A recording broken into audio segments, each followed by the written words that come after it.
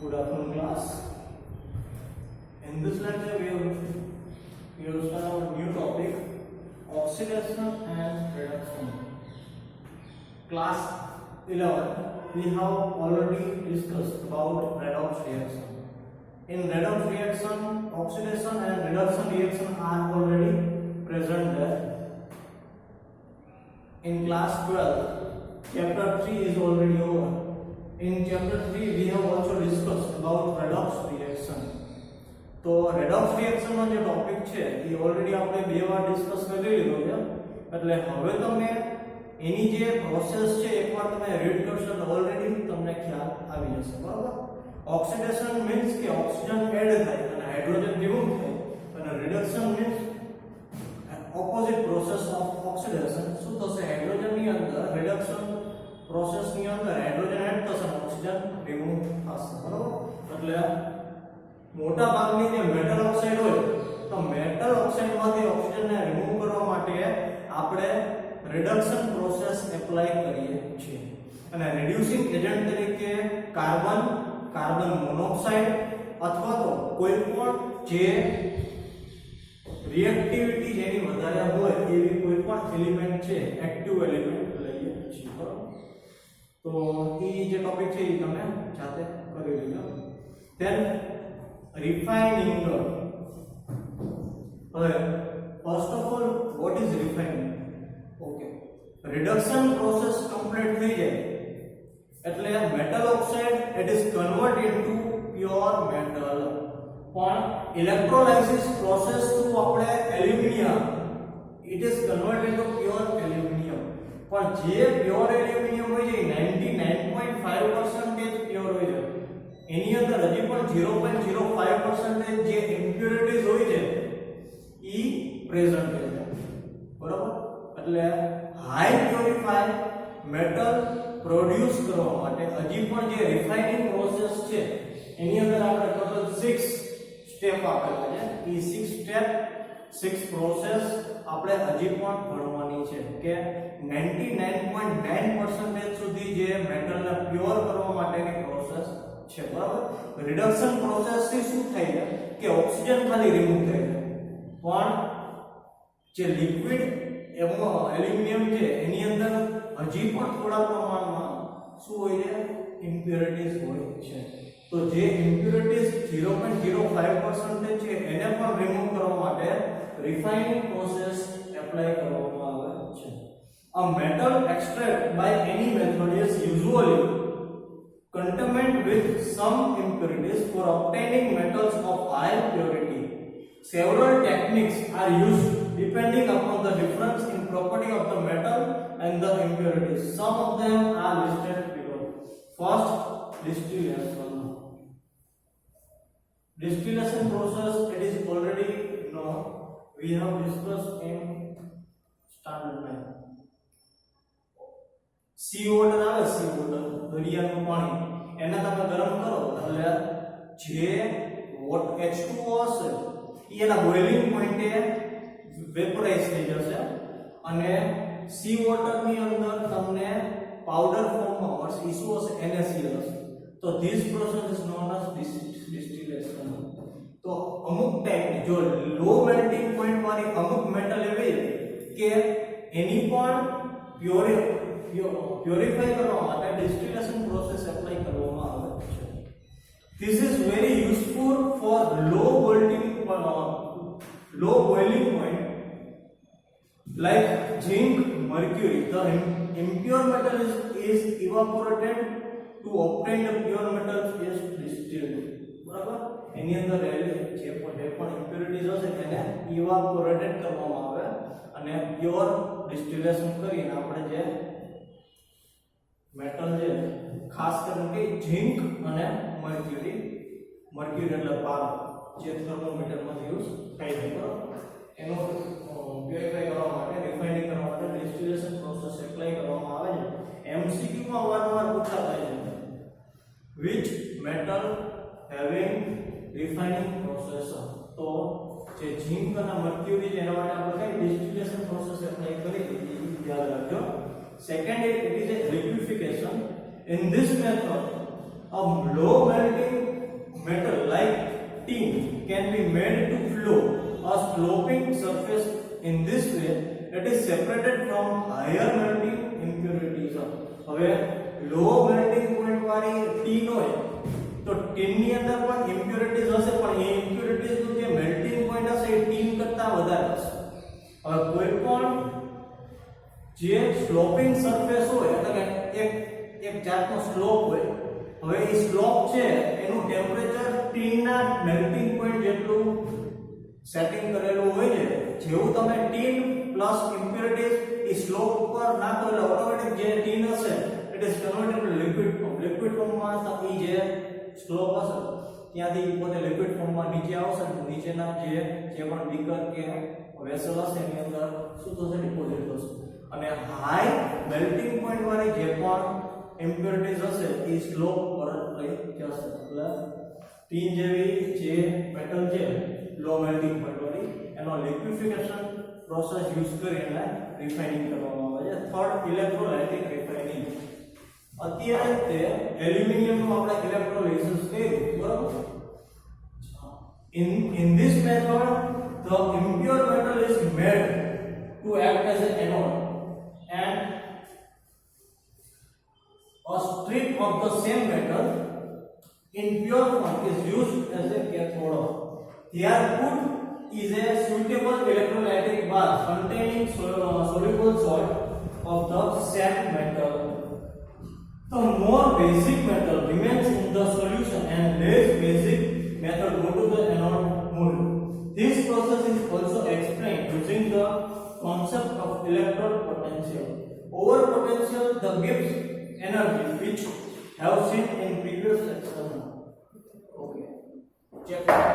હવે આ પ્રોસેસ શું છે કે કોઈ પણ એક બીકર હોય, બીકર જેમ કે એક્ઝામ્પલ આપો કે CuSO4 સોલ્યુશન ભરેલું છે, impure copper electrode હશે it is act as a anode, pure electrode હશે copper no it is act as a cathode. હવે બેને આ બે ઇલેક્ટ્રોડ છે એને CuSO4 સોલ્યુશન ની અંદર ડીપ કરવામાં આવે અને બહારથી ઇલેક્ટ્રિસિટી એપ્લાય કરવામાં આવે છે. એટલે પ્રોસેસ કઈ થશે? Redox reaction. Anode act as a anode ઉપર કઈ પ્રોસેસ થશે? તો ઓક્સિડેશન. એટલે શું થશે કે એનોડ ઉપર થતી રિએક્શન ને આપણે ઓક્સિડેશન કહીશું કે જે Cu solid convert into Cu+2 and remove 2 electron minus. એટલે કે આની અંદર જે Cu solid હશે એ પોતે પોતાની લાસ્ટ ઓર્બિટ માંથી 2 ઇલેક્ટ્રોન રિમૂવ કરશે અને Cu+2 માં કન્વર્ટ થઈ અને લિક્વિડ ની અંદર ઇલેક્ટ્રોલાઇટિક જે CuSO4 છે એની અંદર જતું રહેશે. એની આગળ કેથોડ પર શું પ્રોસેસ થશે? તો ઓકે ઇલેક્ટ્રોલાઇટિક શેનો છે? CuSO4. CuSO4 ની અંદર Cu+2 છે ઓલરેડી Cu+2 આયન ફોર્મમાં પ્રેઝન્ટ થઈ છે. એટલે Cu+2 કે જે Cu સોલિડ એ બે ઇલેક્ટ્રોન રિમૂવ કર્યા છે એ લિક્વિડ ની અંદર રહેલો Cu+2 એક્સેપ્ટ કરશે and it is converted into Cu solid. અને આ ડિપોઝિટ ક્યાં થશે? the surface of electrode cathode. the surface of cathode ઉપર એ પોતે જે પ્યોર ફોર્મમાં કોપર હશે એ ડિપોઝિટ થશે, બરાબર?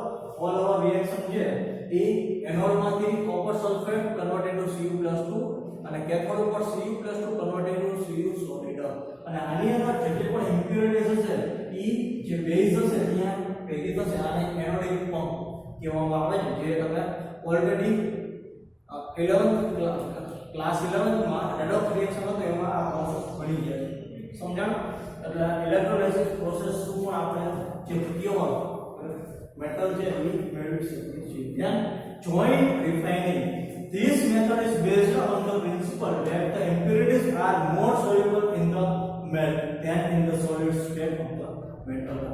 હવે joint refining process આખી એવી પ્રોસેસ છે કે એમાં impurities છે એ કોઈ સોલિડ કરતા એના મેલ્ટ થયેલા જે ફોર્મ હશે એની અંદર વધારે સોલ્યુબલ હોય છે. A mobile heater surrounding the rod of the impure metal is fixed at its one end and the molten zone moves along with the heater which is moved forward. કોઈ પણ metal generally જે semi metal હોય એનું purification કરવા માટે zone refining method હવે આ જે રોટેટરી હશે ફર્નેસ હશે એની અંદર તમારે first of all inert gas apply કરવાનો અને ઇનર્ટ ગેસ ની અંદર જે પણ મેટલ હોય એ તમારે રાખવાની અને એનો લિક્વિડ ફોર્મ પછી એક ટાઈપનું હીટર હશે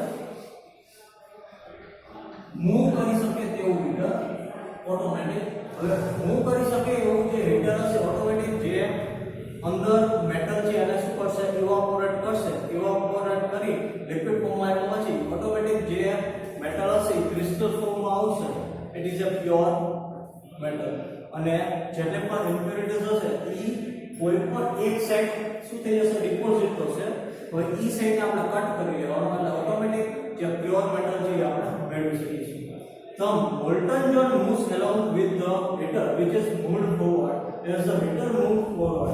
Pure matter crystallizes out of metal left behind and the impurities pass into the adjacent new molten zone created by movement of heater. The process is repeated several times and the heater is moved on the same direction again and again. Impurities get concentrated at one end. This end is cut off. This method is very useful for producing semiconductor and other metals for very high purity like germanium, silicon, boron, gallium and indium. આ બધી element છે semi metal છે એટલે super conductor બનાવવા માટે પણ આ ટાઈપની જે ઇમ્પ્યોરિટીઝ ને રિમૂવ કરવા માટે પણ આ પ્રોસેસ છે એપ્લાય કરવામાં આવે છે. ત્યાં vapour phase refining vapour phase refining ની અંદર એક વસ્તુ ધ્યાનમાં રાખવાનું છે કે આ પ્રોસેસ ની અંદર કોઈ પણ લો મેલ્ટિંગ પોઈન્ટ વાળી મેટલ હશે એને એના વેપર ફોર્મમાં કન્વર્ટ કરી અને શું કરવાનું છે પ્યોર કરવાની છે. In this method the metal is converted into its volatile compound which is collected and decomposed to give pure metal. So the two requirements are process apply કરતા પહેલા બે સ્ટેપ યાદ રાખવાના છે. First the metal should form a volatile compound with available reagent. જે પણ reagent સાથે એને પ્રોસેસ કરવામાં આવે તો ઓટોમેટિક મીન્સ ઇઝીલી volatile ફોર્મમાં કન્વર્ટ થવું જોઈએ એવું મેટલ હોવું જોઈએ. Second in volatile compound should be easily decomposable that the recovery is easy. અને જે પણ reagent આને તે અટેચ થયું છે તો ઓટોમેટિકલી રિમૂવ થઈ જાય અને પ્યોર જે મેટલ છે એ આપણને મળી જાય એવું હોવું જોઈએ. Following example will illustrate this technique. Mond process for refining nickel. હવે મોન્ડ પ્રોસેસ નિકલનું જે પ્રોડક્શન છે એના પ્યોર નિકલ મેળવવા માટે મોન્ડ પ્રોસેસ એપ્લાય થાય છે. In this process nickel is heated in the stream of carbon monoxide. જે impure nickel હશે first of all it is converted into vaporized. Vapour થયેલું જે નિકલ હશે એને ઓલરેડી જે કાર્બન મોનોક્સાઇડ ગેસ ફોર્મમાં છે રિએજન્ટ તરીકે યુઝ કરવાનો છે એટલે નિકલ જે વેપર ફોર્મમાં હશે it is react with carbon monoxide and gives nickel carbonate. બરાબર એટલે થોડાક ટાઈમ માટે બે જણા શું થઈ જશે કોમ્પ્લેક્સ કમ્પાઉન્ડ બનાવશે it is a nickel carbonate. પછી હાઈ ટેમ્પરેચર આપણે ઓલરેડી એને ગરમ કરશું એટલે ઓટોમેટિક પોતે રિમૂવ થઈ જશે અને કાર્બન મોનોક્સાઇડ આપણને વપરાયા વગર પાછો પડશે Ni+4CO. અહીંયા જે નિકલ મળશે it is very pure form. Nickel is heated in a stream of carbon monoxide forming a volatile complex named nickel tetracarbonate. This complex is decomposed at higher temperature to obtain pure metal. Second process is one argon method for refining zirconium and titanium. This method is very useful for removing all the oxygen and nitrogen present in the form of impurities in certain metals like zirconium and titanium. હવે zirconium અને titanium ને પ્યોરિફાઈ કરવા માટે one argon method કે જેની અંદર nitrogen અને oxygen જો ગેસિયસ ફોર્મમાં પ્રેઝન્ટ હોય તો એને પ્યોર ફોર્મમાં મેળવવા માટે આપણે એપ્લાય કરીએ છીએ. The crude metal is heated in the evacuated vessel with iodine. હવે અહીંયા zirconium અથવા જે zirconium અથવા titanium ને જે ગેસિયસ ફોર્મમાં આયોડિન છે એની સાથે હીટ કરવામાં આવે છે it is convert into zirconium iodide. zirconium react with iodine which is converted to zirconium iodide એટલે હાઈ ટેમ્પરેચર પાછું આપણે હીટ કરશું એટલે ઓટોમેટિક આયોડિન જે રિમૂવ થઈ જશે અને પ્યોર ફોર્મમાં zirconium જે આપણને મળશે એટલે zirconium iodide છે એને હાઈ ટેમ્પરેચર હીટ કરશું એટલે zirconium છે એ આપણને મળી જશે અને iodine જે gaseous ફોર્મમાં જે ઓટોમેટિક રિમૂવ થઈ જશે. તો metal iodide is decomposed on a tungsten filament electricity heated at about 1800 Kelvin.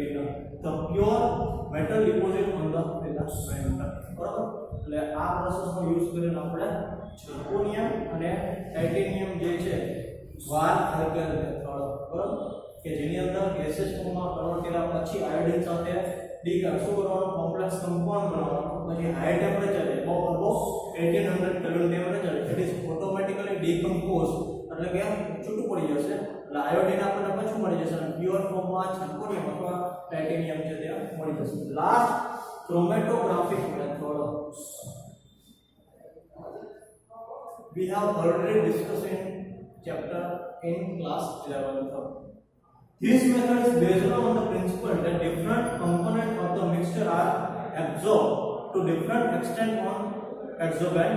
The mixture is put onto a stationary phase which may be solid or a liquid. A pure solvent, a mixture of solvent or gas is allowed to move slowly over the stationary phase. Different components of the mixture get separated gradually as moving phase moves.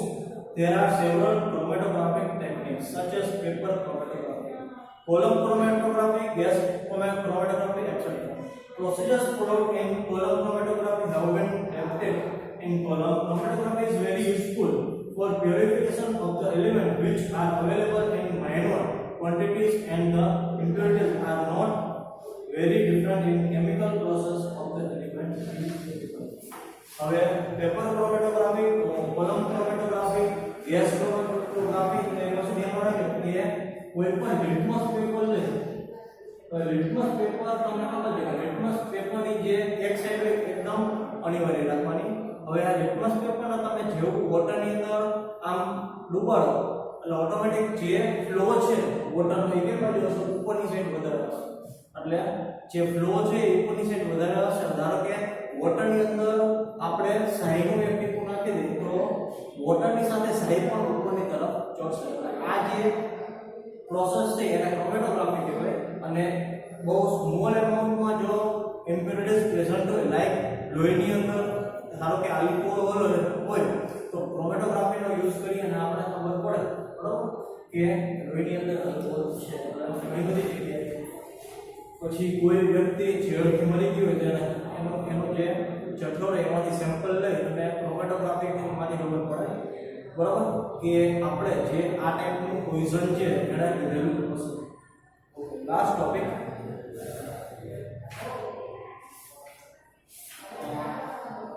તો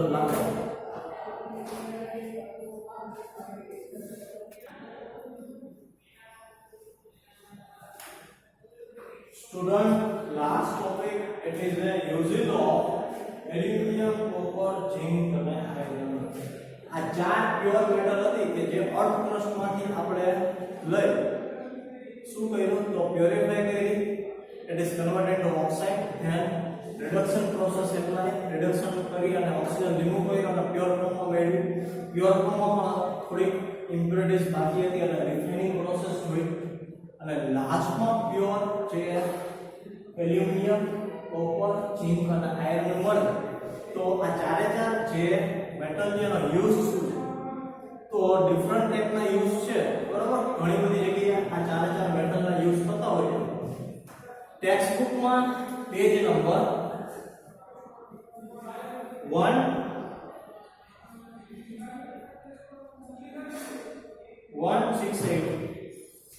167 ઉપર આપેલું તો તમે એકવાર જોઈ લેજો બરાબર. હવે તમને એક વસ્તુ કહેવાની છે આ ચેપ્ટર આપણે ઓલરેડી અહીંયા પૂરું કરી દીધું. 26 સપ્ટેમ્બર એટલે કે 5 દિવસ પછી તમારી એક્ઝામ લેવાશે યુનિટ ટેસ્ટ સેકન્ડ.